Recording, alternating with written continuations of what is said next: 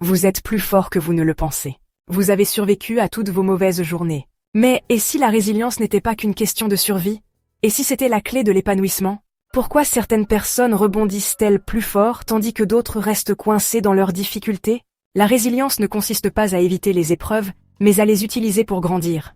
Et aujourd'hui, on va explorer le véritable pouvoir qui se cache derrière. Bon, parlons de résilience. C'est un peu l'équivalent psychologique de se faire mettre à terre, se débarrasser de la poussière, et dire « c'est tout ce que t'as ?» avant que la vie ne vous frappe à nouveau. Ce n'est pas juste être fort ou ignorer ses problèmes, c'est apprendre à encaisser les coups et à revenir plus fort. Au fond, la résilience, c'est la flexibilité psychologique, la capacité de votre esprit à esquiver, à slalomer et à s'adapter quand la vie vous lance des balles courbes. Certaines personnes semblent naturellement douées pour ça, rebondissant comme des balles en caoutchouc, tandis que d'autres se sentent comme un écran de téléphone après une mauvaise chute. Mais voilà la bonne nouvelle. La résilience n'est pas un super pouvoir rare. C'est une compétence qui peut se développer avec le temps. Alors, qu'est-ce qui rend quelqu'un résilient? C'est un mélange de régulation émotionnelle, gérer ses émotions sans les laisser se transformer en crise majeure, d'adaptabilité, accepter que la vie est imprévisible et s'y adapter, et d'optimisme réaliste.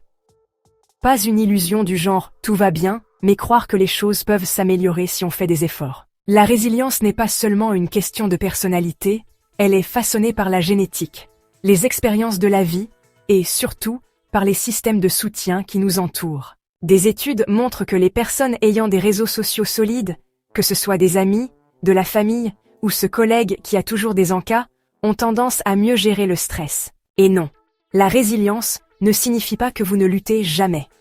Même les personnes les plus résilientes ont de mauvais jours, c'est juste qu'elles ne laissent pas ces mauvais jours les définir. Alors, comment développer sa résilience? Cela commence par recadrer son état d'esprit, voir les échecs comme des leçons plutôt que comme des condamnations à perpétuité. Il s'agit de prendre soin de soi, d'être attentif et de ne pas se traiter comme son pire ennemi. À travers les cultures, la résilience prend différentes formes. Certaines valorisent la persévérance discrète, d'autres s'appuient sur la communauté, mais l'idée centrale est la même. Continuer à avancer, continuer à grandir. L'histoire est pleine de gens qui ont affronté des épreuves inimaginables et qui en sont sortis plus forts, prouvant que la résilience n'est pas qu'une théorie, c'est réel et c'est puissant. Alors, qu'en pensez-vous? Pensez-vous que la résilience soit innée ou que n'importe qui puisse la développer avec le bon état d'esprit? Discutons-en dans les commentaires. Si ce n'est pas déjà fait, cliquez sur le bouton « S'abonner » pour soutenir la chaîne. Prenez soin de vous, prenez soin de vos proches, et je vous retrouve bientôt dans une autre vidéo.